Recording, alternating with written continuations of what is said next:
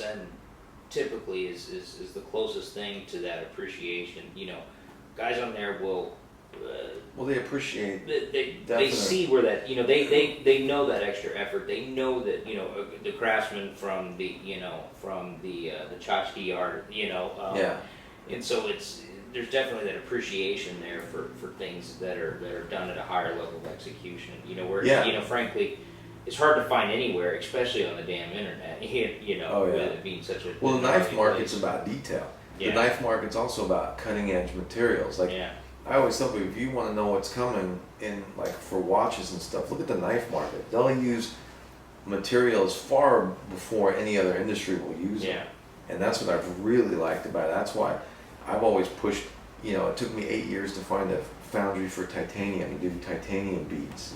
And copper's a bitch. Copper's just such a son of a bitch. You know, why don't, actually, that wasn't on my cliff notes here that I had typed up, but, you know, we get hit up a lot of times too, like, why does a copper cost so much? Copper's cheaper than silver, you know, like it's copper's not $40 an ounce, but why don't you kind of explain the difference, you know, in the casting process of what happens with copper? It took me a long time just to get somebody that was willing to cast small copper pieces, because a lot of foundries just go, you know what, it casts so porous, which is a lot of holes, and it took us. Shit, how many loads did it take us to get it right? I mean, the first copper foundry, you know, I was trying all these different places, and then finally we found a place in Japan. This little dude, this crazy, Japanese dude in the mountains. Yeah, and he did titanium and copper, and I was like, shit, man. And he was willing to do, because titanium it's all golf clubs and all that stuff. Copper, you don't see copper jewelry really. You see like hand hammered, like that Indian stuff. Yeah. But cast copper jewelry, it's not. I don't know if I've ever really seen cast copper. I've seen bronze. I've seen silver, gold. And you still even find somebody that's willing to do it. There's still an extremely high loss rate, right? Because there's a very high loss rate, man. You'll get sometimes 50% loss rate. Yeah. You know, we're running at about 20% right now, but it's just the work, you know. It's never the material, because even when silver was, you know, $7 an ounce, rings were still, you know, $800 in Japan, $850 or something, and $550 here, because it's the work. It's like, your material might be, you know, $40 or $20, but you have work on our end, you have work on the foundry's end, you have, you know. And it's the hours that are put in. It's just and you know, in the case of copper, where you're literally ship canning half, you know, damn near half of them at the end of the process. And none of us work for $5 an hour. Yeah, you that's know, just the reality of it. Yeah, you know, at that point it becomes, you know, like you said about the work, and you know, when you're throwing half of something away at the end of the process, that half that was thrown away has to be paid for by the half that's still there, you know. And on top of that is demand.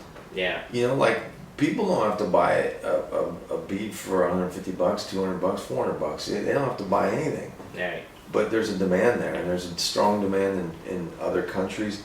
You know, I've had people in Canada want to do stuff. In the UK, you know, right now there's a demand over there. So there's demand. So it's like, you know, when somebody complains that, oh, this ring it's only 3 ounces of silver.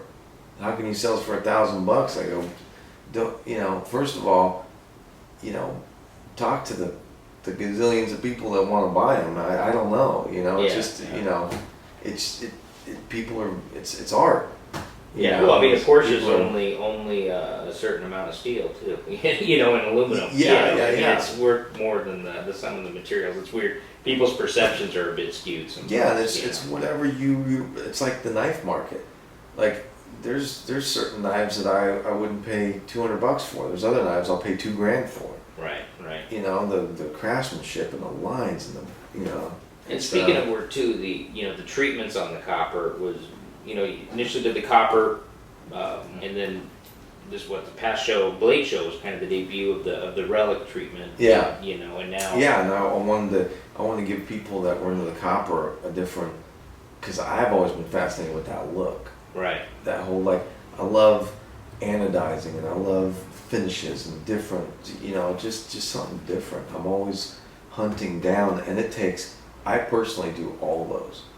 Yeah, that was kind of what I was. It's so, when I'm sitting there doing 50 beads or whatever, it's a lot of fucking work, Yeah.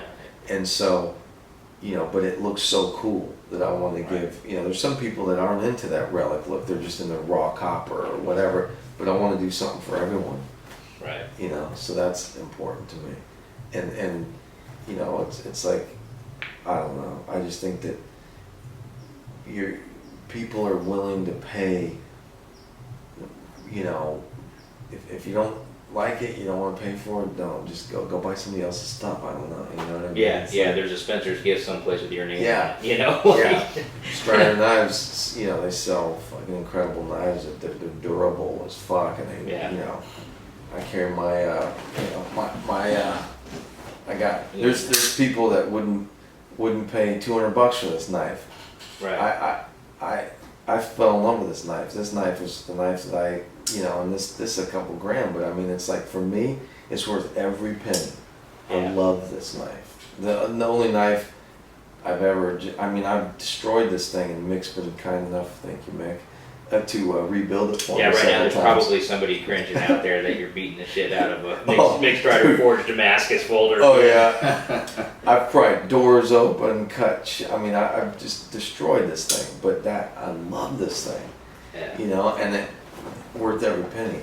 There's some guys that use their beads. There's some guys that put them in the safe. There's some things I keep in the safe. I don't. It's just all that, and it's the collectibles market, man. Because look, I could die this weekend in fucking Mammoth, and then there's no more. So it's like $800 beads. Not that I did anything to spike or anything. We'll DX that, but you just never know. So it's just one. So where do you see? I guess this is a two-parter. I guess first would be the evolution of Starlingear going. What do you see in the future for Starlingear specifically, and then yourself as an artist? For Starlingear, we just go where the day takes us, man. It's kind of like there's never really been a set plan. Like, it's whatever I'm into next. I have a bunch of stuff on the slate to carve. I've got some really cool stuff I'm excited to get to.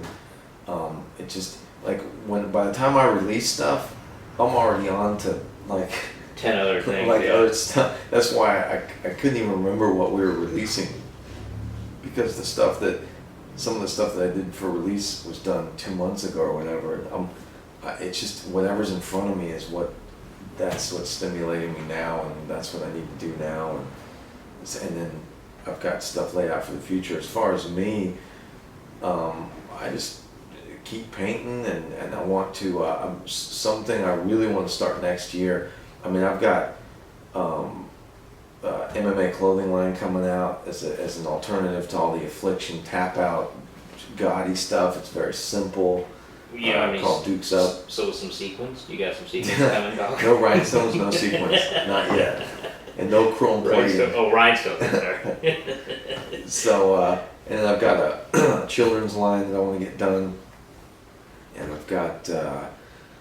I'm super passionate about getting some stuff done with military. I really, for 2012, I really want to start a charity, like bringing in money where a portion of it goes to charity, and then other projects where all of it goes to. Right. But you and specifically, I talked about, U.S. military. I don't. It drives me fucking crazy how, Haiti will have an earthquake, and there's all these warlords in fucking Mogadishu that want to fuck around, and machetes and stuff. Everyone wants to send the gazillions of dollars over there. Yeah. When we've got guys here to take care of our military, we got to take. So if they can raise, $200 million for Haiti, why can't we raise $200 million for the guys here? That got their asses blown off for us. Or the guys that just come back. You come back as your E4 and you're plopped out into the world in a 10% unemployment economy. And it's like there's 10 to 15,000 homeless vets right now. So that's something I'm super passionate about getting off the ground. Like I really, that's going to be ultra important. And where does that come from? I mean, no offense to maybe our left-leaning or California arty-farty type of viewers or something, but it is definitely atypical to have, a lot. In other words, it's atypical for an artist, a Southern California-based artist, to be so passionate about the military. Well, I was raised military. My father was military. My brother was military. I was just raised military, A, and B, I've got a lot of friends that are military that are still active, and it seems like the military, just seeing what my dad did, you know, how he was treated after, Vietnam and stuff, they always get the shit into the stick, it seems like, so. After the ticker tape parade's over, after, whatever your local news spot's done, that doesn't buy baby formula, it just, and we need to start looking more inward instead of outward. It sucks that, and look, I raised money for Japan. Japan's changed my life, and that's an important thing to me. So people can say, well, you raise money for Japan, you're talking about Haiti. Well, for me, Japan was a very personal thing.